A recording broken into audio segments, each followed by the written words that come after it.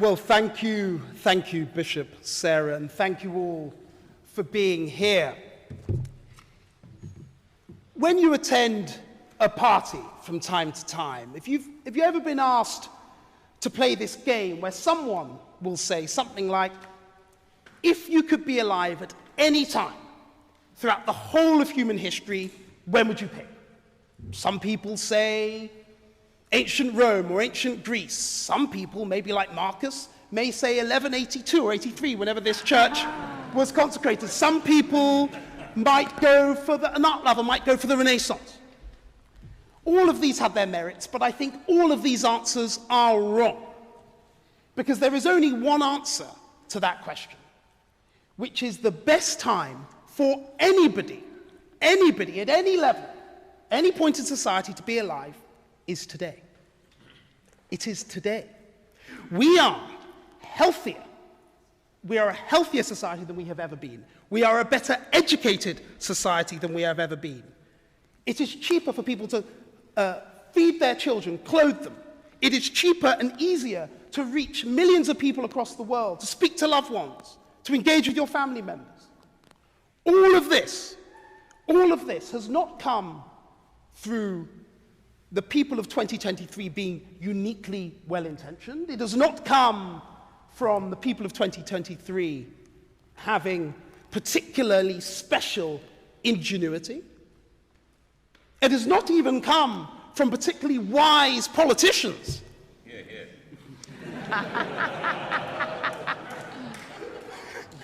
I'm not quite sure which bit he was hearing to, but it has not even come from that. It has come as a result of the filthy, unabashed, unashamed, unadulterated, base love of money. Yes, I've said it. It has come as an ultimate result of that. It has come as a result of people working 24/7 to create a new product or idea, or just working as a wage slave in a big corporate like HSBC. It has come, those people were not thinking of people in other parts of the country or in the world or even in their street. They were thinking of trying to feed their families, to build a life for themselves and their loved ones.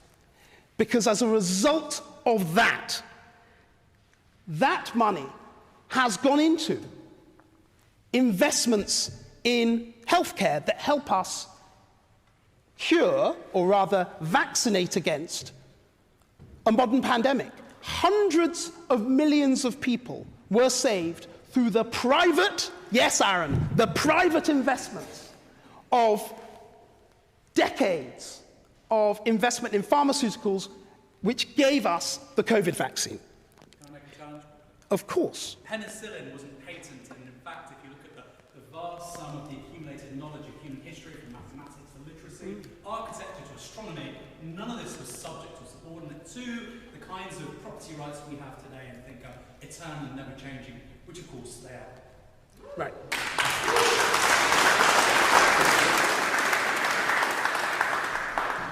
I'm enjoying this so much. So there are two things I'll say in response, and I respect you greatly and I love your work. However, there are two things I'll say in response. The first is what I'm talking about with the COVID vaccine, and there have been other vaccines, but the COVID one being the most recent, is that took significant amount of people working in lots of different places, being paid to do that, because they had families and they had lives as well, and the sheer amount, hundreds of £millions of investment and support from the British government and other governments as well. That money, that was money, and that was created ultimately through people's private efforts, right? I'm not talking about property rights, and the point you make about patents is a fair one, and we can, there are some drugs that were patented and some that were not. But that is what I'm talking about in relation to the COVID vaccine. But not just health. Think about technology that we all use, the microphones here, the lighting that we all have. This did not come out of the ether. It came as a result of private investments made by people who had worked for themselves, pooled that investment, pooled that cash, and collectively the market, or indeed sometimes individuals, created technologies which improved our lives. And lest I forget, taxes, which we all pay as a result of private efforts that you may do in all of your jobs and what you do when you're not here this evening, those taxes pay for public services which benefit us all. Again, that comes as a result of love for all money. Now, if we were here 300 years ago, in the former version of this disputation, things would have been very different.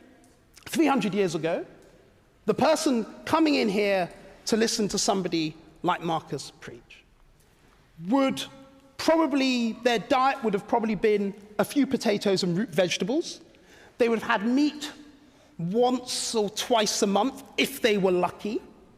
They would have had less than a year of the most basic elementary education, and it was a 50-50 chance when they were born that they got beyond the age of 30, right? What happened, and by the way, I say 300 years ago, you go back 2,000 years ago, and actually there wasn't a huge amount of improvement from 2,000 years ago to around 300 years ago. What happened, roughly speaking, about 300 years ago? It was the Industrial Revolution. Now, I'm not going to give you a lecture about spinning jennies and mills and cotton mills and quote Jerusalem at you again and all sorts of things. But what I will say is, why is it that the Industrial Revolution seemed to start in this little corner of the earth? There were many rich parts of the world, India, China, parts of Africa, there were many rich places. But the reason why it started in this part of the world was this part of the world was the first place where there was a change in what Alexis de Tocqueville called habit of the mind. There was a change. Members of the bourgeoisie, the opinion formers, the people who I look upon here, the equivalents of you 300 years ago, started to stop sneering at money-making. They started to stop sneering at markets, to stop sneering at commerce, to stop abusing those who wanted to do it, and started to celebrate them, and started to cheer them. And through that, and through those private investments, we have improved the social ills, the health, the education, the technology, the ways in which ordinary people, not lords, not bishops, sort of the similar, not lords, not bishops, not the richest, but ordinary people, their lives began to improve significantly through this unusual, and I admit odd, transmission of private love of money, which leads to private investments by companies and individuals and tax revenue for governments to spend supporting their populations. Of course.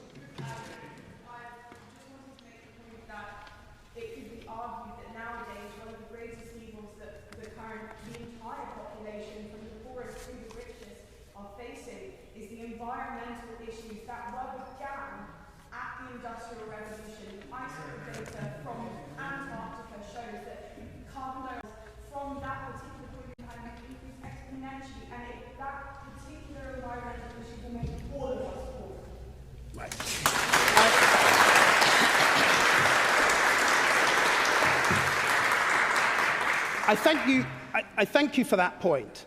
And as I was preparing this, as I was sitting here, I was thinking, somebody is going to bring this up.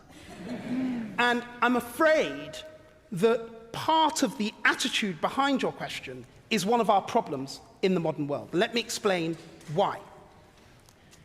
The concern for the environment is legitimate, necessary, and we can have a separate debate about all the things as a society and as a world we need to do to improve our environment.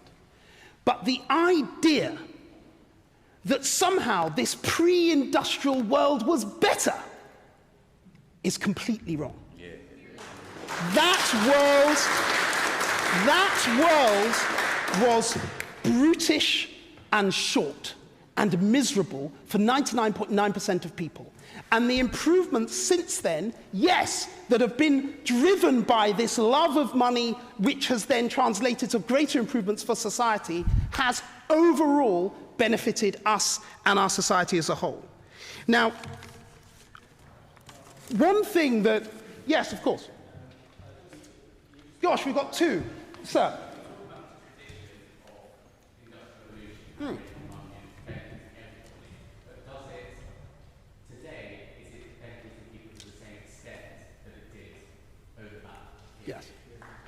That's a very good point, and I would argue our modern economy and society is not generating the same pace of improvements as you say, but the reason for that is not because we've become excessively obsessed by driving improvements and new markets and new ideas and new products and making more money. It's because of precisely the opposite of that. The attitude that the lady demonstrated of this sort of degrowth movement, let's go back to a pre-industrial society, that is damaging our modern economy. The attitude that my 25-year-old sister, who will kill me for saying this, that her friends will often condemn those who want to get a high-paying job as selling out and not doing the right thing. That attitude is damaging our society and damaging our growth. The attitude that comes from some, probably on the opposite side, that they talk about this 4-day week or 3-day week. Look, that's not what I said.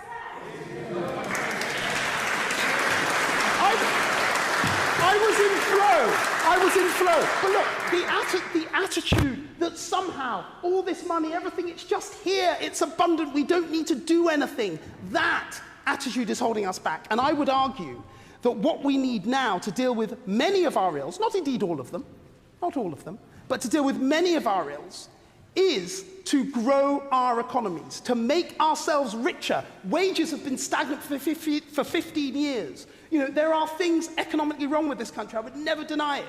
But the attitude we need to have now, in addition to all sorts of government policies and all the rest of it, is actually to rediscover that spirit of the Industrial Revolution, to rediscover the spirit. I'm continuing. To rediscover the spirit that we should go ahead, have a go, create new things. Yes, benefit yourself and your family, because through doing that, we can improve the commons for everybody. And I will conclude in this way, Bishop Sarah. Yeah. No, I'm going to conclude. No, order. Let him continue. I will conclude by saying this. We are all made in the image of God. We all, in my belief, I very strongly believe this, all have God-given talent in some shape or form, all of us. And some people's talents are healing the sick. Some people's talents are clothing and feeding the hungry. But some people's talents are making money. And that talent we should harness to benefit everybody, not destroy. Thank you.